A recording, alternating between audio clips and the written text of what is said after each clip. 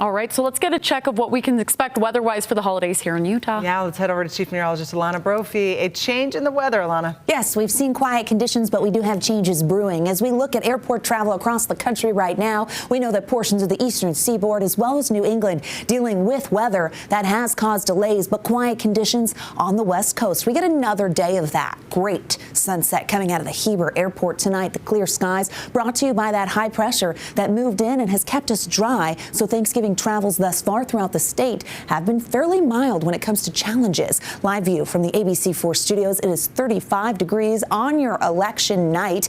High temperatures hit average today in Salt Lake City. 48 is exactly where we should be this time of year, and that average was pretty nice. 59 in St. George. 60 is where Washington County falls. We've got 40s and 50s for those highs on the eastern side of the state.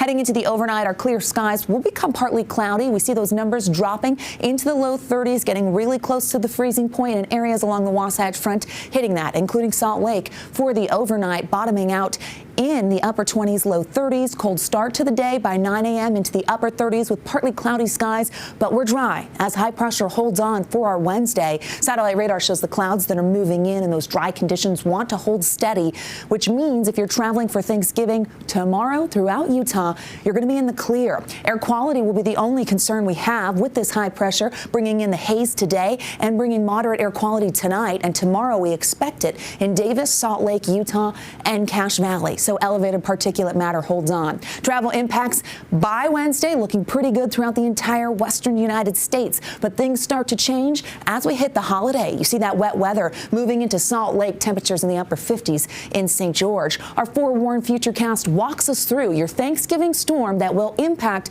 Thanksgiving night and into Black Friday. Here we are Wednesday, quiet. We get this storm system coming in from the Pacific Northwest. Because of our mild temperatures, it will start as rain in the valleys, but transition to snow. This will be a healthy mountain snow event, as you notice by 3 p.m. on the Futurecast. We have that potential. By 10 p.m., you don't want to stay for that last piece of pie. We'll get colder air moving in, and we could see some valley accumulation. This storm system also brings the potential of lake effect.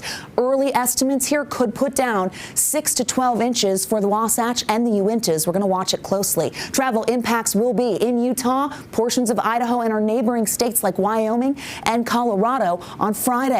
So forewarning you, Friday won't be a good travel day as snow showers are expected and lake effect is possible. Mild for tomorrow, 50s in the Four Corners, 60s in St. George. Taking a look at the next 7 days in Washington County, temperatures cool off and the coldest air of the season on deck for Thanksgiving weekend. The Wasatch Front shows those numbers falling into the 30s. We get cold air moving in with wet weather Thanksgiving night, snow for your Black Friday, lake effect possible, and cold air to linger. Changes are brewing, and they could impact your trip to Grandma's house. Stay with us. We'll be right back.